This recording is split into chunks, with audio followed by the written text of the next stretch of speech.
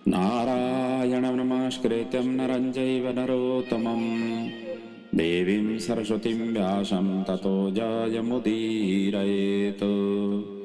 व्यासाय विष्णुरूपाय व्यासरूपाय विष्णवे नमो वै ब्रह्मदेवाय वसिष्ठाय नमो नमः। गुरुर्ब्रह्मा गुरुर्विष्णु गुरुर्देवो महेश्वरः गुरुर्साक्षात् परब्रह्म तस्मै श्री गुरवे नमः। भक्तिभक्त भगवंत गुरु चतुर्नाम बपुएक इनके पग बंदन किए नाशै विघ्न अनेक। बोलिए श्री भागवत भगवान की जय, पुराण पुरुषोत्तम भगवान की जय, श्री व्यास जी महाराज की जय, श्री सद्गुरुदेव भगवान की जय। आइए श्रीमद् भागवत की ज्ञानमयी गंगा में डुबुलकी लगाते हुए हम नवम स्कंद में आज से कथा का प्रारंभ कर रहे हैं। नवम स्कंद की कथा। नवम स्कंद श्रीमद् भागवत के 10 लक्षण के आधार पर ये 7वां लक्षण ईशानु कथा से संबंधित है। इस नवम स्कंद में कुल 24 अध्याय हैं। आरंभ के 13 अध्याय में सूर्य वंशों का वर्णन है। सूर्य वंश में उत्पन्न हुए राजा महाराजाओं का विशेष रूप से विशद रूप से वर्णन है, जो भगवान के उपासक हुए, वैष्णव भगवत भक्त हुए।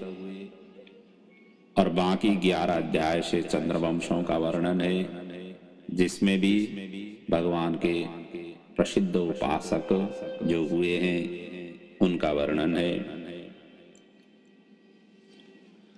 साथ साथ में नवम स्कंद में मूलतः वैवस्वत मनु के पुत्रों का चरित्र का यहाँ पर वर्णन है। च्यवन एवं सुकन्या का चरित्र वर्णन है। नाभाग और अम्बरीश,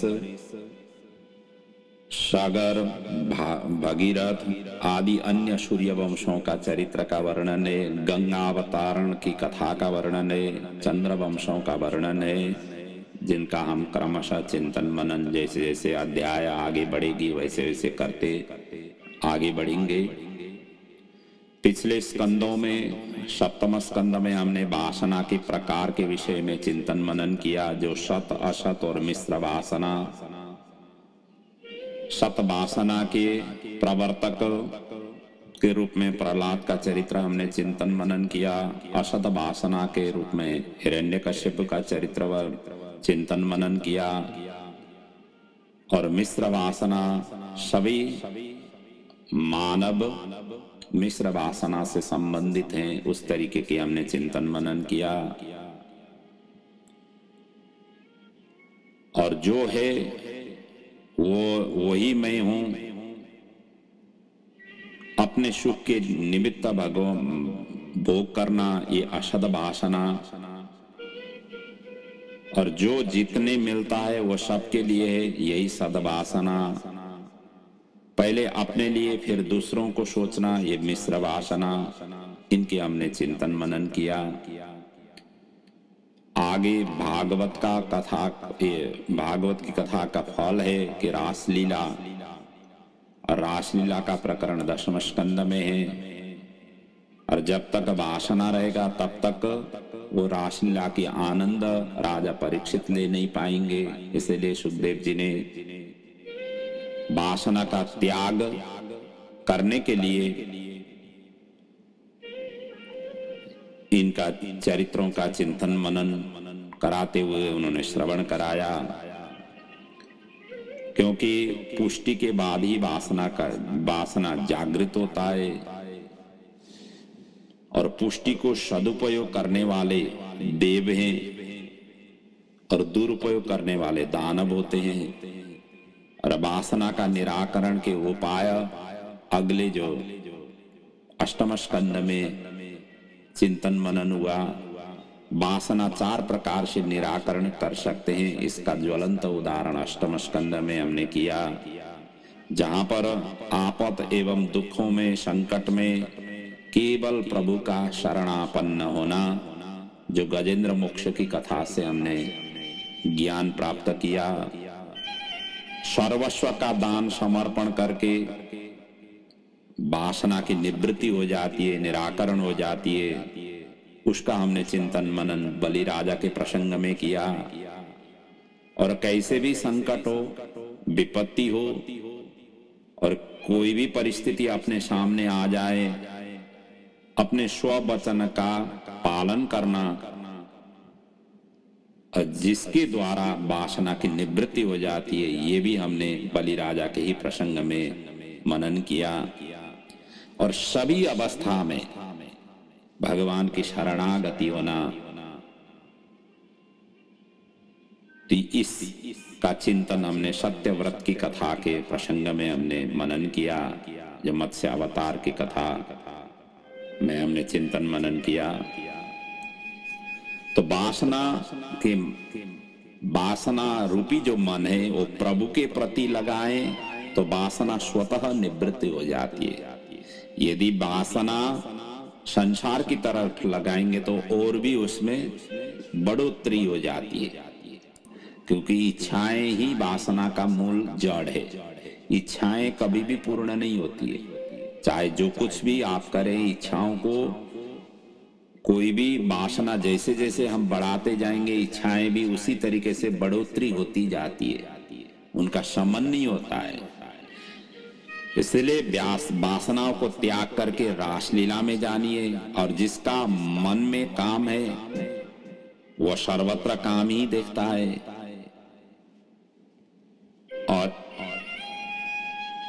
जैसे कि एक कन्या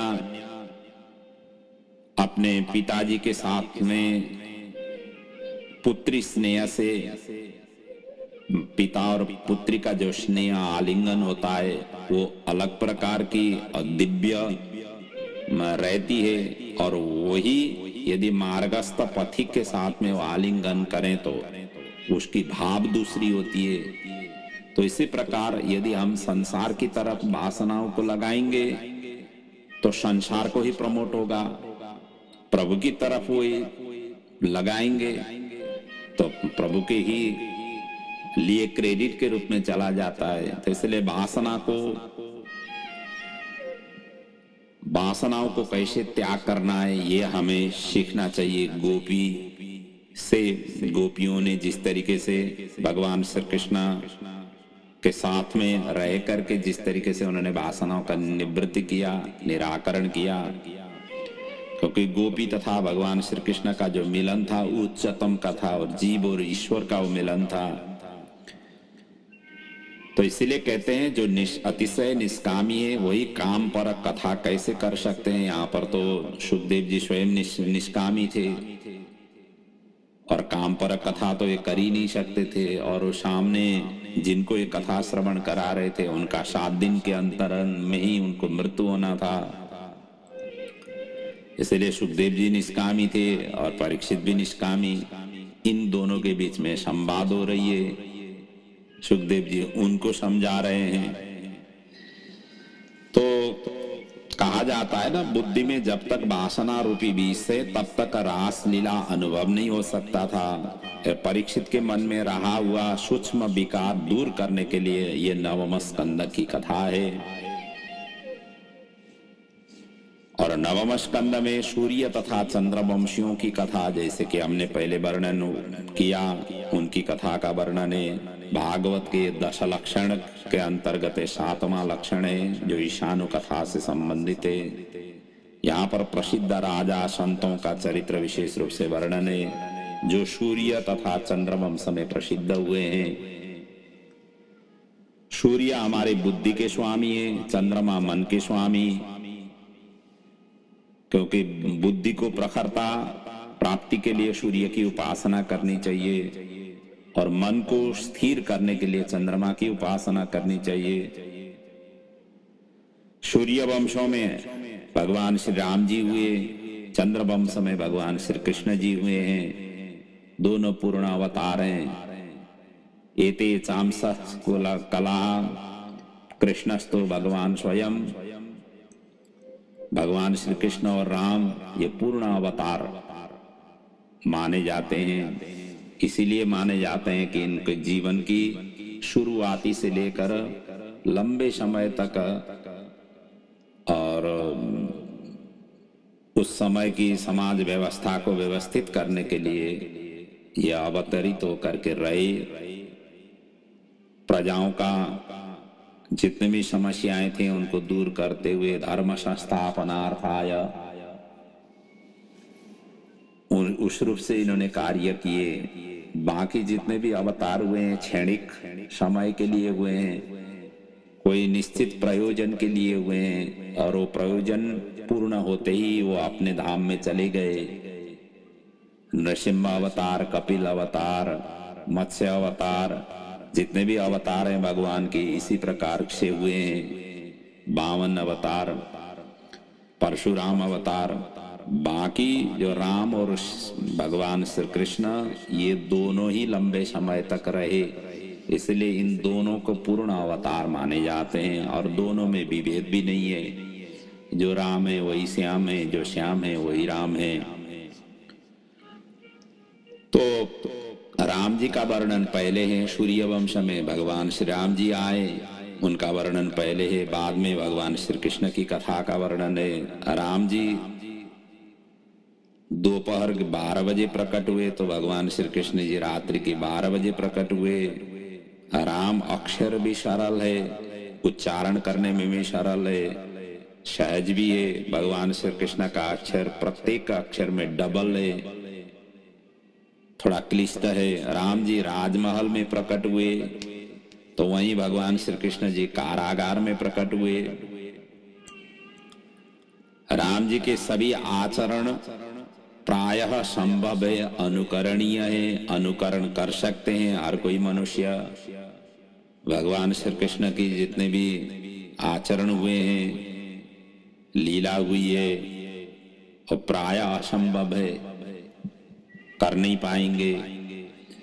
राम जी मर्यादा पुरुषोत्तम के रूप में स्थापित हुए, भगवान श्री कृष्ण जी पुष्टि पुरुषोत्तम के रूप में स्थापित हुए। तो बुद्धिगत मनोगत वासना त्याग से ही रास में आनंद आएगा। मन और बुद्धि को मुक्त करना है, आत्मा को नहीं, क्योंकि आत्मा तो पहले से ही मुक्त है। आत्मा को कुछ करने की जरूरत ही नहीं पड़ेगी। भोजन से संतुष्ट हो जाओ, भजन से कभी नहीं हो जाओ। लेकिन हम भजन से पहले से ही संतुष्ट होते हैं, भोजन से संतुष्ट कभी नहीं होते हैं। भजन हम कम करते हैं, भोजन हम ज्यादा करते हैं। तो भोजन के लिए हम टूट पड़ जाते हैं और हमारे मन में ये रहता है कि इतना दिन हुआ है अमुक चीज हमने खाया नहीं। हमारी जीवा, हमारी मन उधर की ओर भटक जाती है।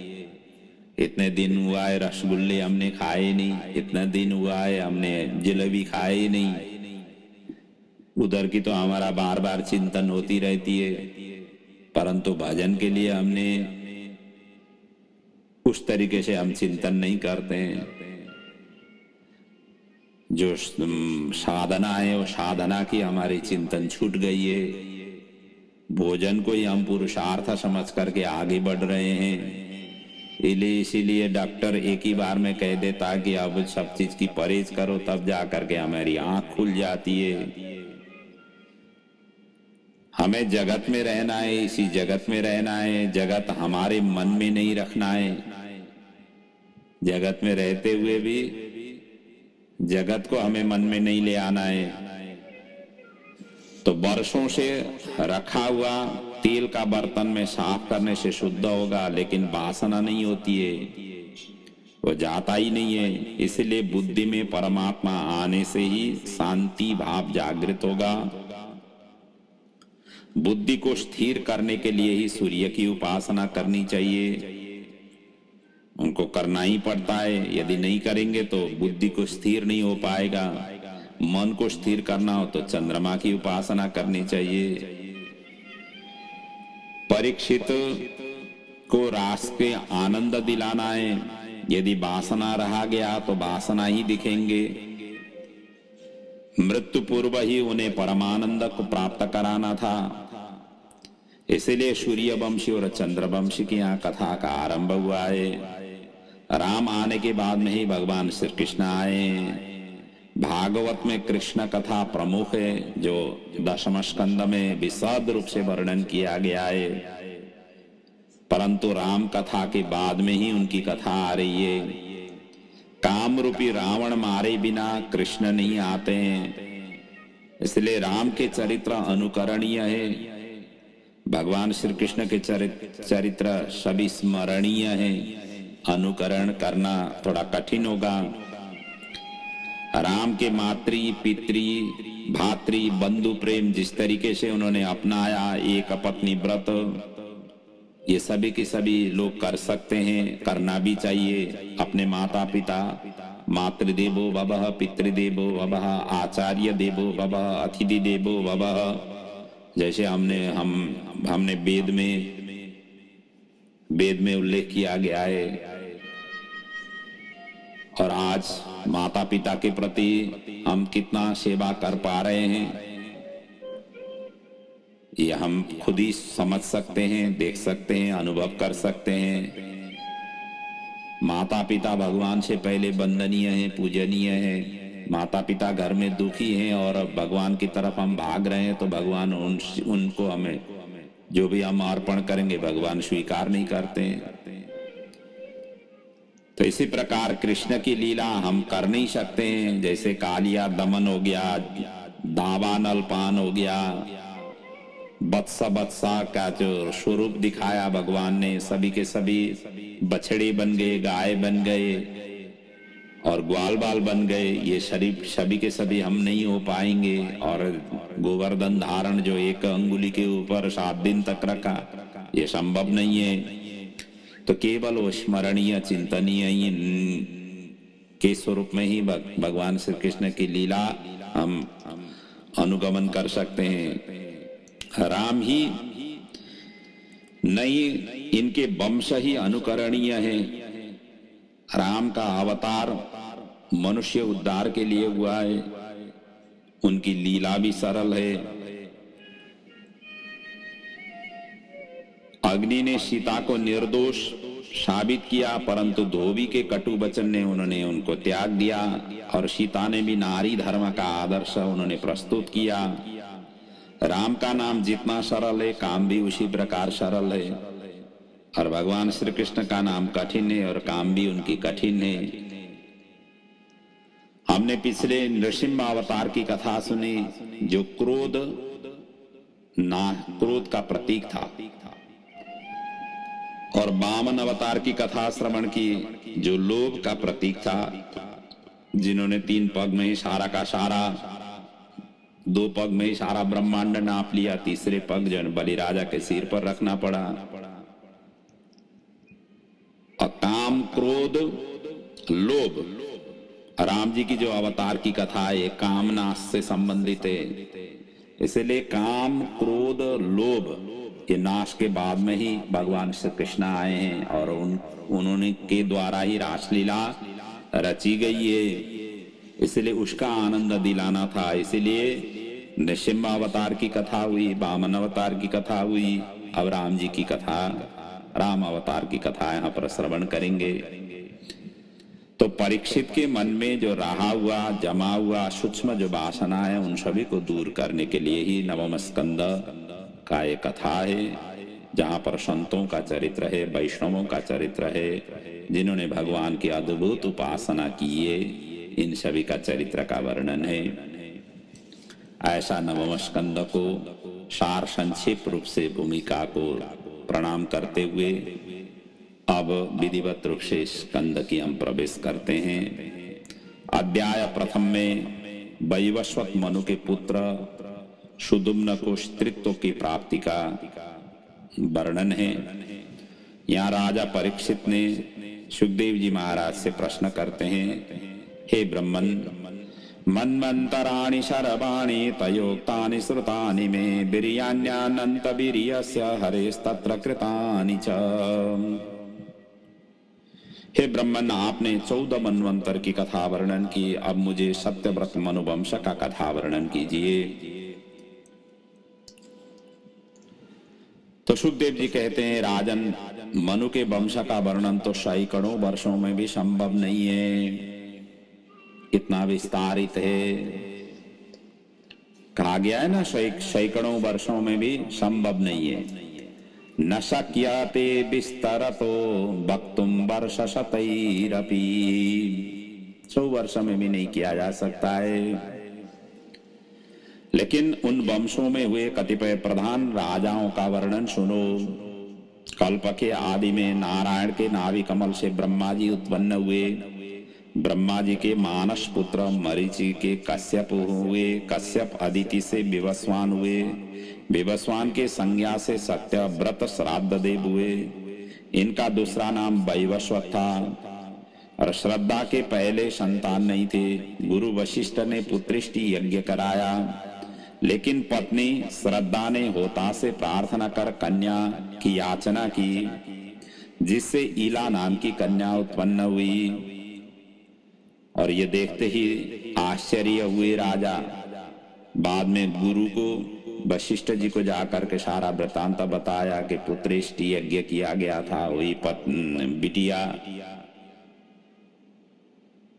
और माता की अनुरोध से ये कन्या उत्पन्न हुई थी। इसलिए श्रद्धा ऐसी माताएं जिन्होंने कन्या की याचना की। आज के जमाने में देखा जाए, हर कोई माता पिता पुत्र की ही लालसा करते हैं। ये ऐसी माता हुई हैं जिन्होंने पुत्र की लालसा की।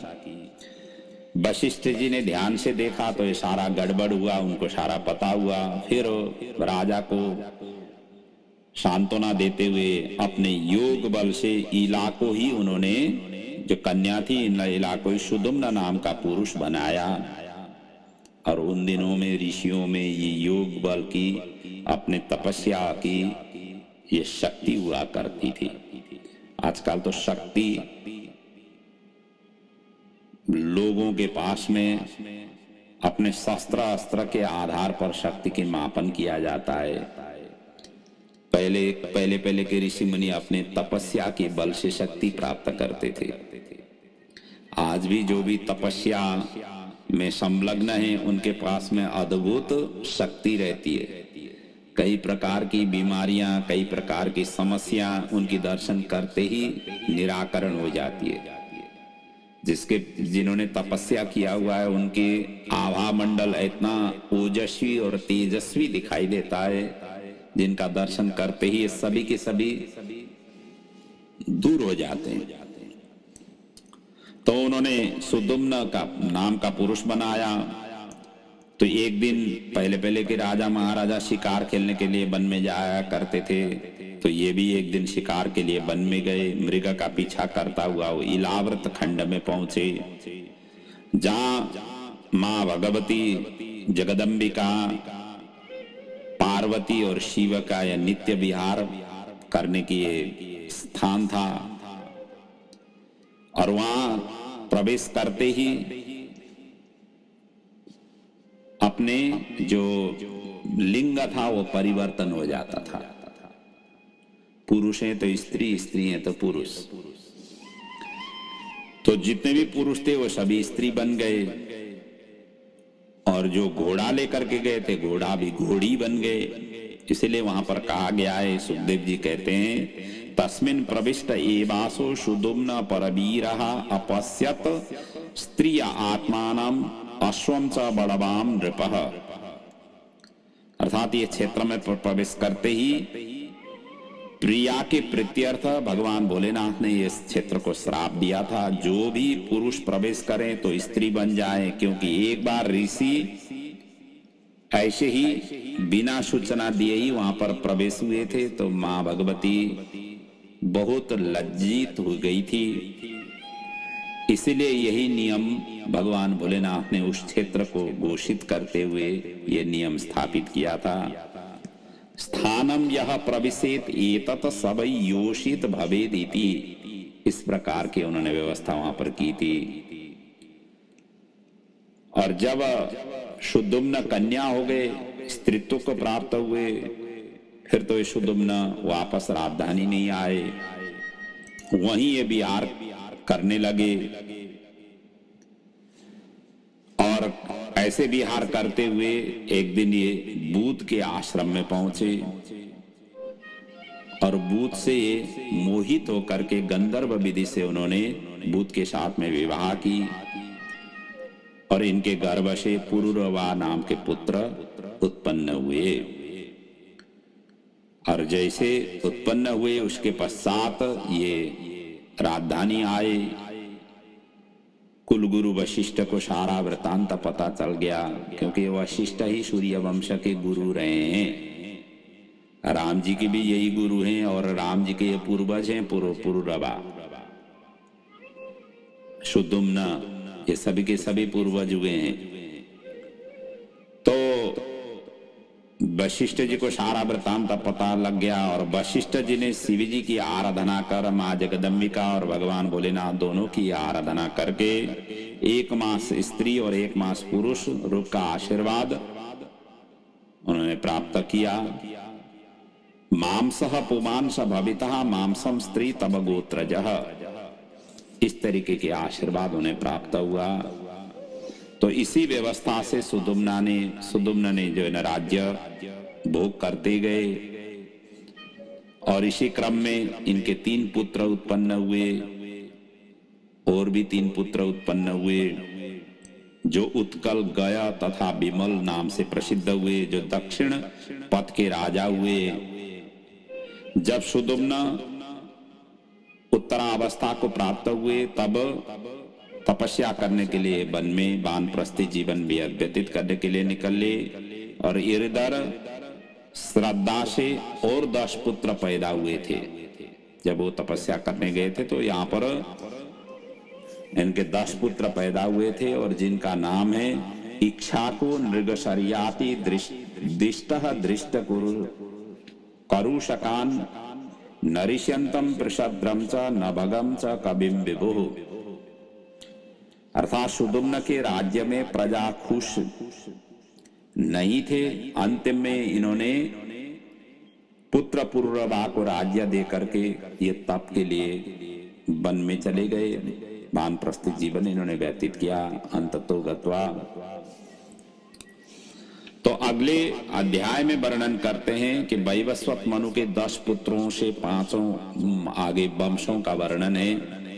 सुखदेव जी कहते हैं, राजन, जब सुदुम्न तप करने वन में गए तब वैवस्वत मनु ने पुत्र कामना से 100 वर्ष पर्यंत यमुना तट में तप किया, जिससे इक्ष्वाकु आदि 10 पुत्र उन्हें प्राप्त हुए थे, जो पूर्व हमने अभी वर्णन किया। और 10 पुत्रों में से एक का नाम था पृषद, जिन्हें गुरु वशिष्ठ जी ने गायों की रक्षार्थ नियुक्त किया था।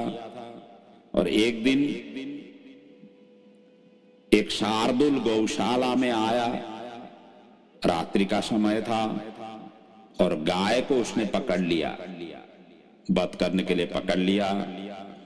और गाय का उसी प्रकार हुंकार सुन करके पृषद ने तलवार लेकर के दौड़ पड़े। अंधेरा था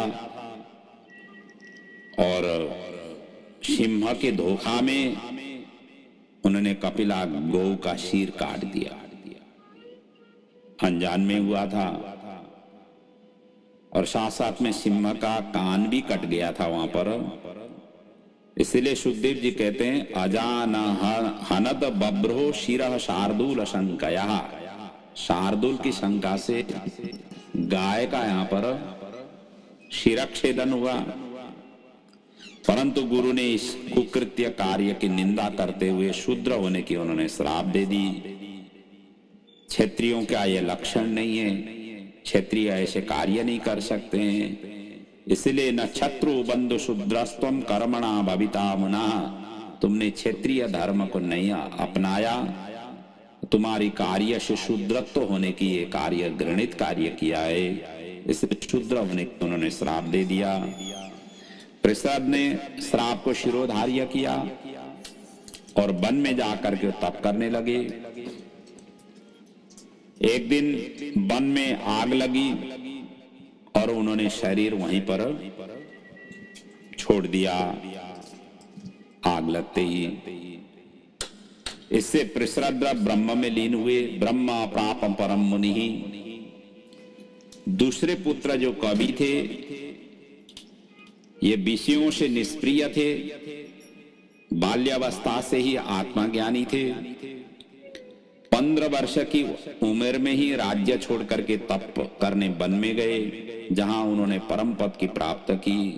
इसीलिए सुखदेव जी वर्णन करते हैं कवि के विषय में, कवि कनीयान विषयेषु निष्प्रियो विसृज्य राज्यं सह बन्धुभिर्वनं निवेश्य चित्ते पुरुषं सरोचिषं विवेश कैशोरवया परं गता। तीसरे मनुपुत्र करुष थे और करुष से कारुष नाम के क्षत्रिय उत्पन्न हुए। ये सब के सब ब्राह्मण भक्त तथा धर्म प्रेमी थे। और चौथे मनु पुत्र धृष्ट से धार्ष्ट नाम के क्षत्रिय उत्पन्न हुए। ये आचार विचार से ब्राह्मण के ही सदृश थे। 5वें मनुपुत्र नृग के सुमति पुत्र हुए तथा 6वें नरिष्यंत के चित्रसेन हुए। 7वें दिष्ट के वंश में मरुत आदि चक्रवर्ती राजा हुए। इनके गुरु थे बृहस्पति और इंद्र के भी गुरु बृहस्पति थे। और यज्ञ में ये आ नहीं सके, एक बार इन्होंने यज्ञ किया था तो आ नहीं सके। और अंत में बृहस्पति के भ्राता संवर्त से यज्ञ इन्होंने संपन्न किए थे। तो आगे वर्णन आती है शरियाती के वंश में उत्पन्न सुकन्या और रेवती का उपाख्यान का वर्णन। सुखदेव जी आगे वर्णन करते हैं, राजन शरियातिर्मानवो राजा ब्रह्मिष्ट सबभूवः योवा अंगिरसाम क्षत्रे द्वितीय महौचिवान। मनुपुत्र शरियाती कर्मकांडी थे। उन्होंने अंगिरा के यज्ञ में दूसरे दिन का कृत्य भी उन्होंने बताए थे। दूसरे दिन की जो मंत्र पाठ भी उन्होंने किए थे। इतना ये ब्रह्मनिष्ठ थे। और उनकी एक कन्या थी जिनका नाम था सुकन्या। एक दिन ये सेना पुत्री के साथ में लेकर के च्यवन ऋषि के आश्रम में गए। और उस समय च्यवन तो तपस्या में लीन थे और तपस्या के ही कारण उनके शरीर में दीमक कूट गई थी।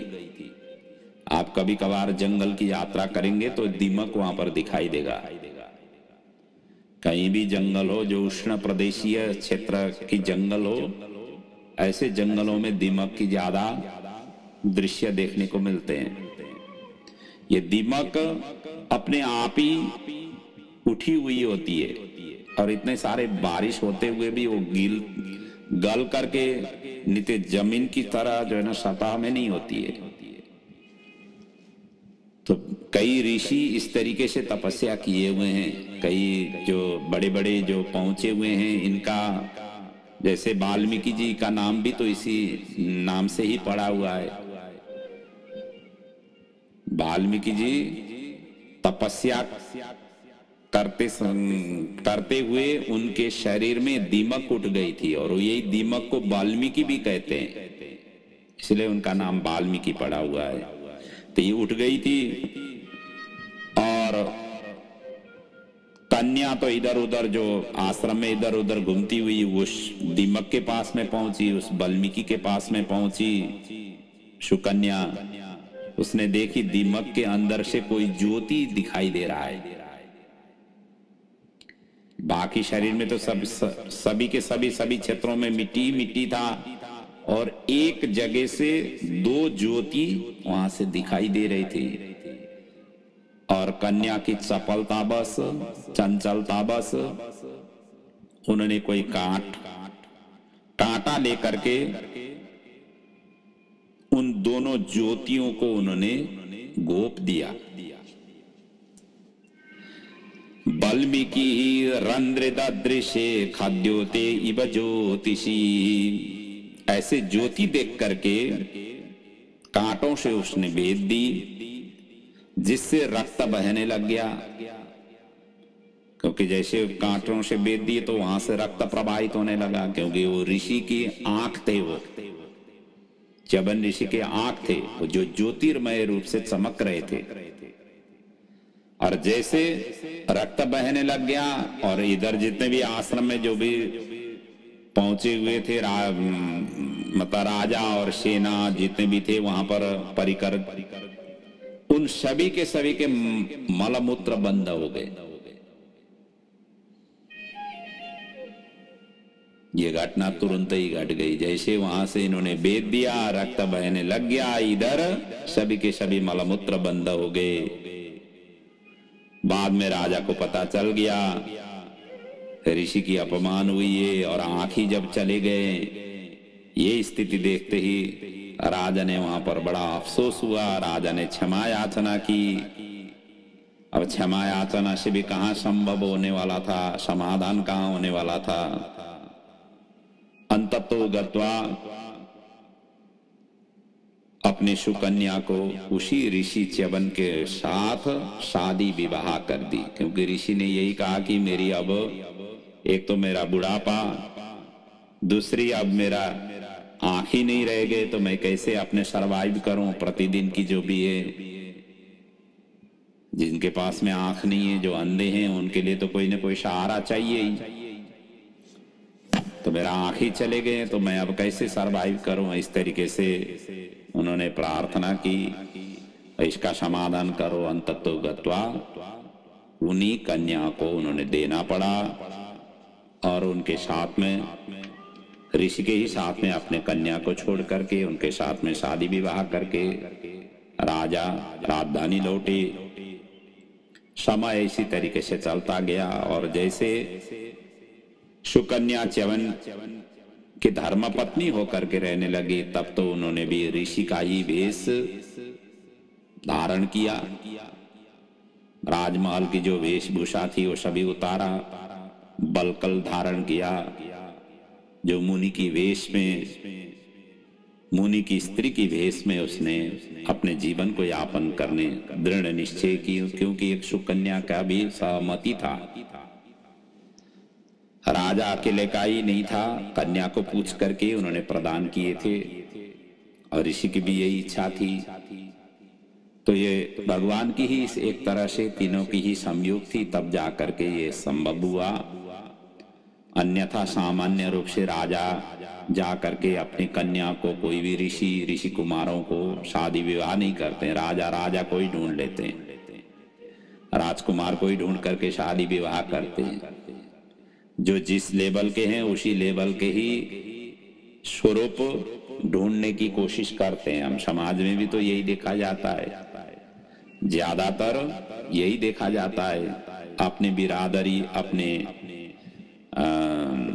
वंश को देखते हुए सामने वाला भी उसी तरीके के स्वरूप को देखना चाहते हैं, उसी तरीके के वर्ण करना चाहते हैं। तो ऋषि की अब सेवा करने लगी। इधर सुकन्या नित्य जो है ना समिधा को एकत्रित करना, संध्या उपासना आदि के लिए, यज्ञ अनुष्ठान के लिए, जो भी एक तपोवन में रह करके जो चीजों की जरूरत होती है उन सभी को एकत्रित करना, कंदमूल आदि को एकत्रित करके उनकी तैयारी करना, प्रसाद आदि बनाना और ऋषि की नित्य सेवा करना। इस तरीके से जीवन यापन होने लगा। कुछ समय व्यतीत हो गया और एक दिन घूमते फिरते इनके इस ऋषि के आश्रम में अश्विनी कुमार आए, जो देवताओं के वैद्य हैं। अश्विनी कुमार को देवताओं के वैद्य माने गए और उनसे सारा कुछ उनको सब ज्ञात हुआ और सुंदर रूपी यौवन की उन्होंने याचना की। यहाँ पर परीक्षा भी हुई है, वैसे हालांकि यहाँ भागवत में उल्लेख नहीं है, देवी भागवत में उल्लेख है। उनकी परीक्षा की गई क्योंकि वहां पर ऐसी वर्णन है, सुकन्या जलाशय में जल लेने के लिए पहुंची तो वहां पर अश्विनी कुमार प्रकट हुए, पहुंचे, सारा उन्होंने वार्तालाप की। अंततो गत्वा अश्विनी कुमारों ने कहा कि हम दोनों में से एक जने को वर्ण करो, हम सुकुमार हैं, तो आप इतने ऋषि के पास में क्यों रहती हो, आप इतनी सुकुमारी कन्या हो, आपका तो यौवन अभी एकदम प्रफुल्लित अवस्था में है, प्रगाढ़ अवस्था में है, और इस यौवन का सदुपयोग करो। इस तरीके से उन्होंने उनको बताया।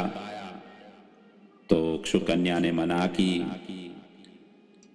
और अंततो गत्वा उन्होंने कहा कि कोई बात नहीं, ऐसी है तो हम आपके जो पतिदेव हैं अर्थात च्यवन ऋषि हैं उनको हम सुकुमार बना देते हैं, ऐसा वहां पर वर्णन है। और उन्होंने सुकुमार स्वरूप उन्होंने प्रदान किया, उनकी आंख भी यथावत कर दिए।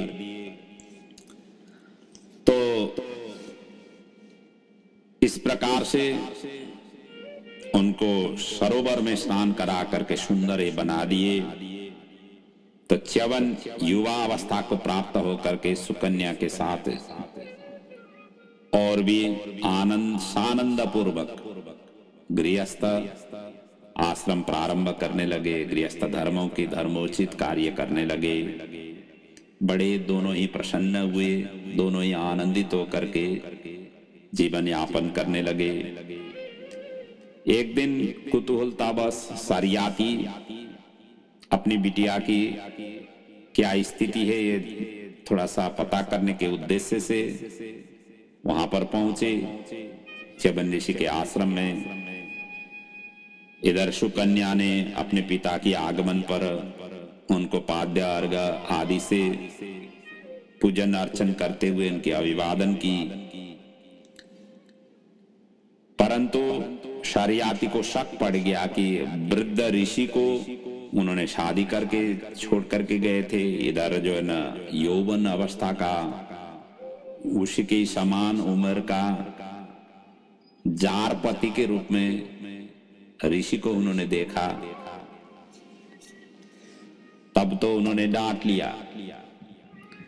तो कहते हैं कि सरियाती ने डांटते हुए अपनी बिटिया से कहा कि चिकीर्षितं ते किमिदं पतिस्त्वया प्रलम्बितो लोक नमस्करो नमस्कृतो मुनि यत्त्वं जराग्रस्त असत्य सम्मतं विहाय जारं भजसे मुदा मुद्वजम। उन्होंने डांटते हुए कहा कि ऋषि को छोड़ करके आपने जारपति को लेकर के धारण किया, हमारी वंश की हमारी इज्जत की तुमने इज्जत मिट्टी में मिला दी। इस तरीके से उन्होंने डांटा।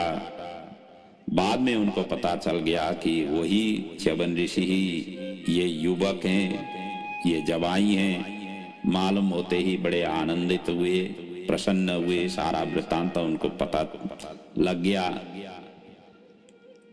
तो फिर तो उन्होंने बड़ी उपकार की यहाँ पर, क्योंकि च्यवन जैसे च्यवन ऋषि यौवन अवस्था को प्राप्त हुए, अश्विनी कुमार के माध्यम से, तब तक अश्विनी कुमारों को सोम रस का पान की अधिकार नहीं होती थी।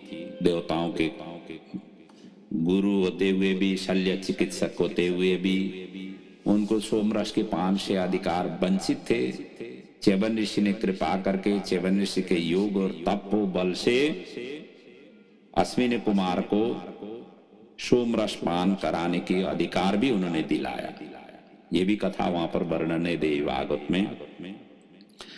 और च्यवन ऋषियों को तो ये मतलब अश्विनी कुमारों को तो ये किया ही। इधर जो है ना शरियाती राजा के प्रति भी उनका भी उन्होंने उपकार किया। अब जवाई थे तो ससुर का उपकार तो होना ही था। तो इन्होंने च्यवन ऋषि ने उनकी बड़े यज्ञ करवाए राजा को, और उसी यज्ञ के माध्यम से उन्होंने अश्विनी कुमारों को ये पान कराने की वहां पर व्यवस्था की थी। हालांकि वहां पर इंद्र आदि ने विरोध किया था। अंततो गत्वा उन्होंने भी उनका सामना की और ये पान करा करके छोड़े थे। तो इस तरीके की वर्णन है वहां पर। और शरियाती के बाकी 3 पुत्र थे, वे जो उत्ताना बरही, आनर्त और बुरीशेण। आनर्त के यहाँ रेवत हुए, जिनके 100 पुत्र हुए, और ज्येष्ठ का नाम था ककुदमी, और इनके यहाँ रेवती कन्या हुई।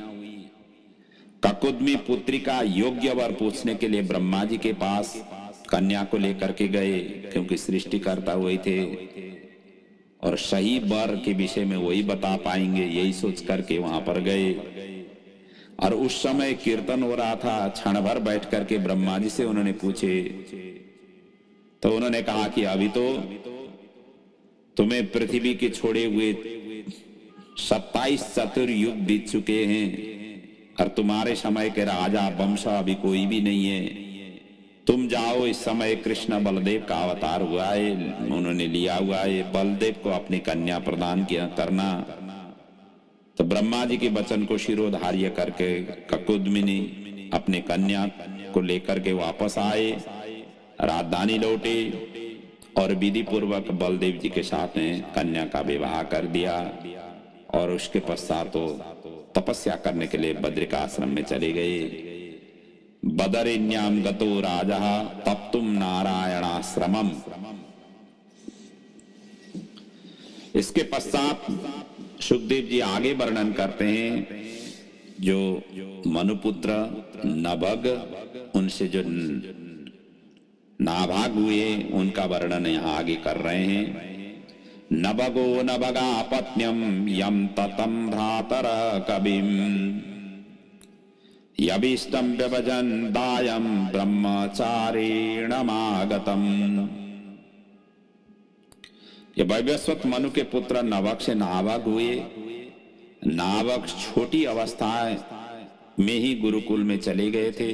भाइयों ने नैष्ठिक ब्रह्मचारी समझ करके उनके पैतृक संपत्ति आपस में बंटवारा कर लिया था। बाद में अंगिरा के यज्ञ से बचा हुआ धन शिव जी की कृपा से इन्हें प्राप्त किए थे। इनका भी लंबी चौड़ी वहां पर कथा है।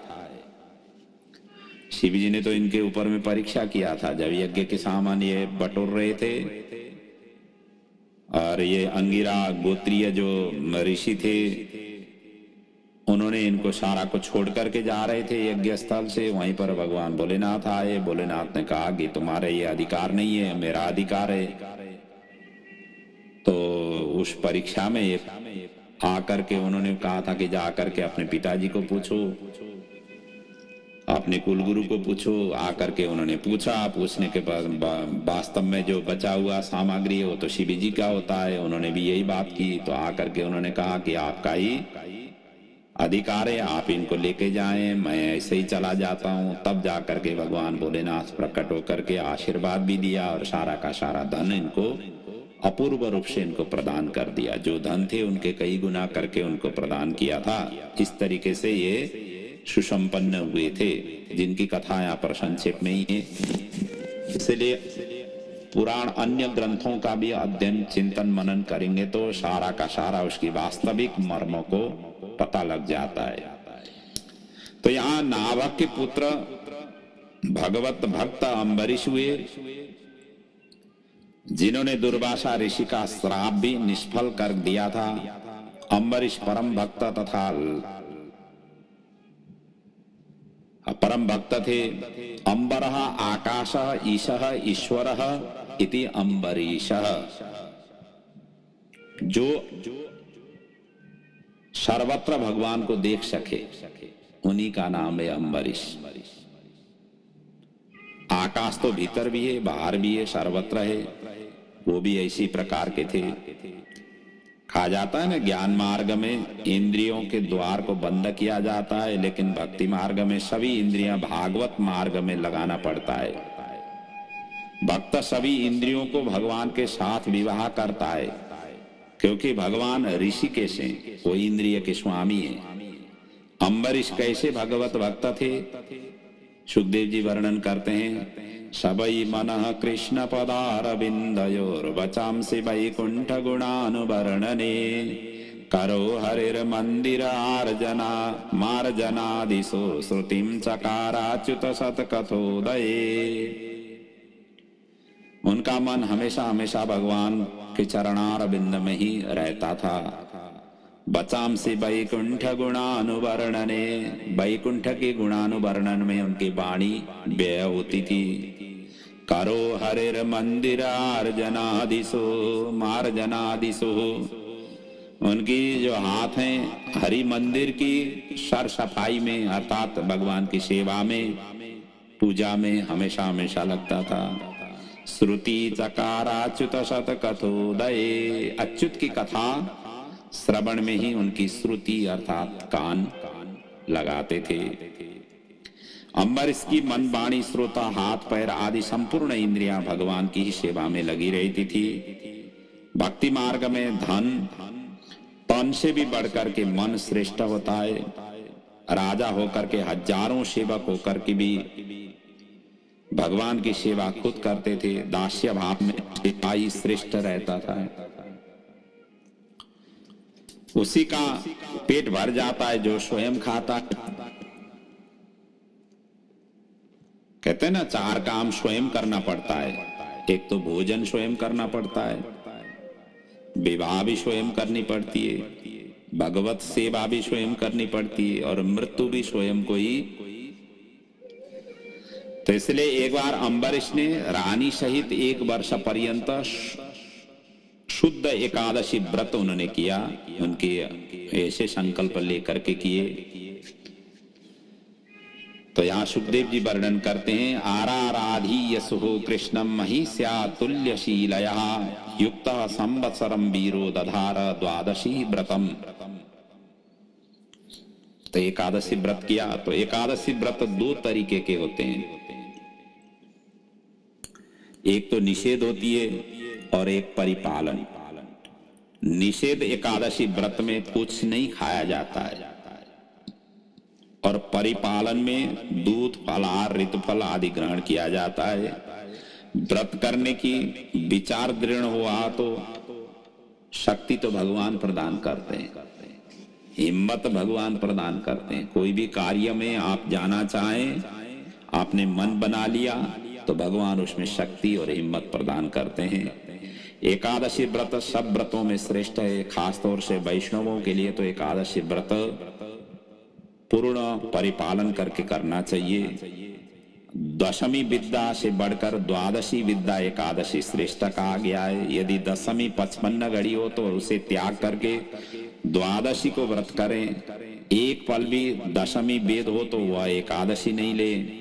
जैसे कि गंगा जल पूर्ण घट में 1 बूंद मदिरा पड़ने से सबके सब अशुद्ध मानी जाती है, उसी प्रकार की वर्णन गर्ग संहिता में कही गई है, जहां पर लिखा गया है कि दशमी फलमात्रेण त्याज्या चैकादशी तिथि मदिरा बिंदुपातेन त्याज्य गंगा घटो यथा एकादशी यद वृद्धि द्वादशी च यदागता तदा परः उपोष्याम श्यान्न पूर्वः न परवः द्वादशी व्रते।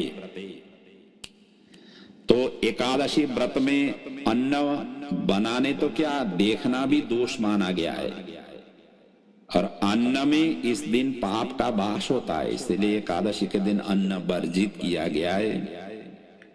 वस्तुतः 5 कर्मेंद्रिय 5 ज्ञानेंद्रिय और 1 मन को भगवान के चरणों में समर्पण करना ही एकादशी व्रत है। एकादश इंद्रियों को भगवान के चरणों में लगाना ही एकादशी है। उपवास का अर्थ होता है उपह भगवतः समीपे वासः इति उपवास। अपने इंद्रियों को भगवान के चरणों में एकाकार करना ही उपवास है। आजकल तो डॉक्टरों ने उपवास करो कहने के बाद ही उपवास करते हैं। अनेक प्रकार की बीमारियां हो जाती है, तब जो है जा करके भगवान डॉक्टर कह देते हैं कि अमुक दिन जो है ना ये अमुक चीज नहीं खाओ, तब जा करके व्रत हो जाती है। जो एकादशी का व्रत नहीं करते हैं उन्हें इसी प्रकार की व्रत करनी पड़ती है। तो जो द्वादशी के दिन सुपात्र ब्राह्मण को भोजन करा करके दान दक्षिणा दे करके तब भोजन करना चाहिए। एकादशी तब जा करके पारायण होती है। राजा अम्बरीश ने एकादशी व्रत किया, पूर्णाहुति करने सोच ही रहे थे। उसी समय दुर्वासा ऋषि वहां पर टपक गए, अर्थात पहुंच गए। और जैसे पहुंच गए तो अब अभ्यागतों को तो स्वागत करनी ही चाहिए। ऋषि यहाँ पर अम्बरीश ने उनकी स्वागत की, कहने लगे आप भी भोजन के लिए उन्होंने प्रार्थना की। ऋषि ने कहा कि कोई बात नहीं, हम भोजन करने के लिए तैयार हैं, और अभी तो संध्या वंदन का समय हुआ है, मैं मध्याह्न कालीन संध्या करके आ जाऊं, तब तक आप प्रतीक्षा करें। ऐसा कहते हुए यमुना तट में गए। मध्याह्न काल का समय था, तो वहां पर संध्या वंदन करने के लिए, इधर द्वादशी खत्म होने ही वाला था, त्रयोदशी लगने वाला ही था, और दुर्वासा तब तक आए ही नहीं। और ब्राह्मणों को न्योता दे चुके थे, और स्वयं खाएं तो भी धर्म संकट में, नहीं खाएं तो भी जो है ना, इधर एकादशी पूर्ण मतलब द्वादशी भी पूर्ण होने वाली थी। ये तो धर्म संकट में पड़ गए। और पौरोहित्य के परामर्श से राजा ने अंततो गत्वा जल पी करके पारायण किया। अम्बसा केवले नाथ करिषे व्रत पारणम, यही सोच करके उन्होंने अम्बसा अर्थात जल पी करके किया। और जैसे जल पिया उसी समय दुर्वासा वहां पर आ गए, और उनको तो सारा पता चल ही गया। उन्होंने कहा कि मुझे निमंत्रण दे करके स्वयं आपने भोजन की। तो राजा ने कहा कि मैंने तो केवल जल ही लिया। दुर्वासा ने अपने क्रोध से सिर से जटा पृथ्वी में पटके, और जिससे एक कृत्या निकली, और उसी समय राजा को वध करने के लिए उन्होंने आदेश दिया। अम्बरीश ने वहां से एक पग भी पीछे नहीं हटे, तुरंत ही भगवान के शरणापन्न हुए अम्बरीश, और भगवान के ही शरणापन्न होते ही यहाँ कहा गया है कि न चचाला पदा नृप, एक पग भी वो पीछे नहीं हटे। तो जैसे भगवान के शरणापन्न हुए, भगवान ने सुदर्शन चक्र वहां पर भेज दिया। सुदर्शन चक्र प्रकट हुआ और कृत्या को उसी समय भस्म किया। सुदर्शन चक्र ने फिर तो सुदर्शन चक्र दुर्वासा के पीछे लग गए, और दुर्वासा चक्र को देख करके भाग खड़े हुए वहां से। वे आकाश, पाताल, स्वर्ग, मर्त्य, ब्रह्मलोक, कैलाश सभी क्षेत्रों में गए, लेकिन उन्हें कहीं भी रक्षा नहीं मिली, किसी ने सहायता प्रदान नहीं की। इसलिए सुखदेव जी वर्णन करते हैं, दिशो नभक्ष्मं विवरान् समुद्रान् लोकान् सपालान् त्रिदिवं गतं स यतो यतो धावति तत्र तत्र सुदर्शनं दुष्प्रसहं ददर्श।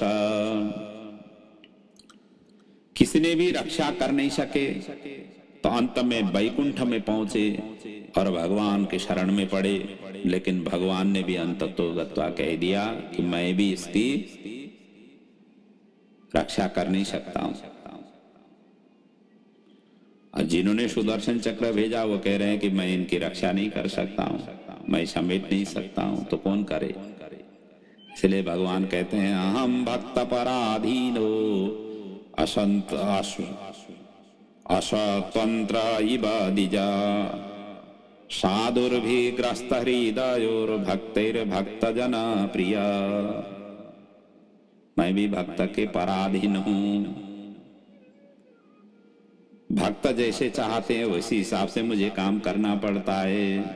भगवान ये कह रहे हैं, तुमने मेरे निर्दोष भक्त का अपराध किया हुआ है, इसलिए उसी भक्त के शरणापन्न हो जाओ। निरपराध के प्रति जो शक्ति का प्रयोग करता है वो शक्ति उल्टे उसकी ही नाश कर देती है। इसलिए कहा है ना, साधुषु प्रहितम तेजा प्रहर्तुम कुरुते शिवम। साधु शताये हानि त्रय जाति वंश और धर्म टीलानी के देखिए रावण कौरव कंस। एक टीलाजी महाराज हुए हैं, उनका वर्णन कभी करेंगे। ये टीलाजी ऐसे हुए हैं, भगवान के इतने भक्त थे। ये गुरु कोई भी मतलब इनके गले में माला डाल नहीं पा रहे थे। इनका जो जिस तरीके से भगवान की आराधना करते हुए तपस्वी ये थे, सभी ने इनको शिष्य बनाना चाहा, उस समय के जितने भी थे गुरु, और जो भी जाते थे इनको माला पहनाने, और ये अपने आप ही ऊपर उठ जाते थे। अंततो गत्वा एक अमुक नाम है, अभी नाम याद नहीं है, लेकिन उनके द्वारा जैसे माला लेकर के गए तो वो वहीं के वहीं रहे। तो इसलिए इनका नाम टीला पड़ गया। टीला होती है ना, जैसे मिट्टी की थोड़ी सी ढेर निकले तो उसको कहते हैं टीला। तो ये ऐसे ऊपर उठ जाते थे। तो उनकी ये वाणी है, साधु शताये हानि त्रय। जो साधु हैं, जो गाय स्वरूप से हैं, जो संत हैं, जो ब्राह्मण हैं, जो अकिंचन हैं, ऐसे व्यक्तियों को सताने से 3 प्रकार की हानि होती है, जाति, वंश और धर्म। जैसा कि रावण, कौरव, कंस, जिनके आज नाम निशान नहीं है। तो कहने का मतलब जहां जहां साधुओं के सताए गए वो सभी के सभी नाश, उन सभी का नामो निशान नहीं रहा है, इस तरीके से कहा गया है। तो इसलिए साधुओं को कभी भी सताना नहीं चाहिए।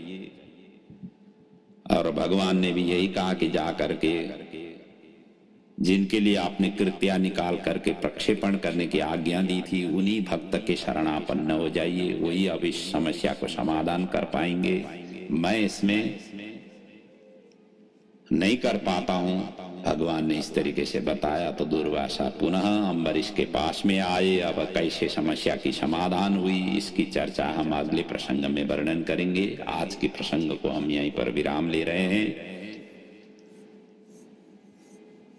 भगवान पुराण पुरुषोत्तम साक्षात भगवान श्री कृष्ण का वांग्मय स्वरूप इस भागवत कथा की अवगाहन करते हुए आपके जीवन में भी खूब तरक्की, उन्नति, प्रगति हो, सभी प्रकार से मंगलमय हो, जीवन सौहार्दपूर्ण वातावरण से आगे बढ़े, परिवार में सुख शांति रहे, बच्चों में शुभ आशीर्वाद रहे।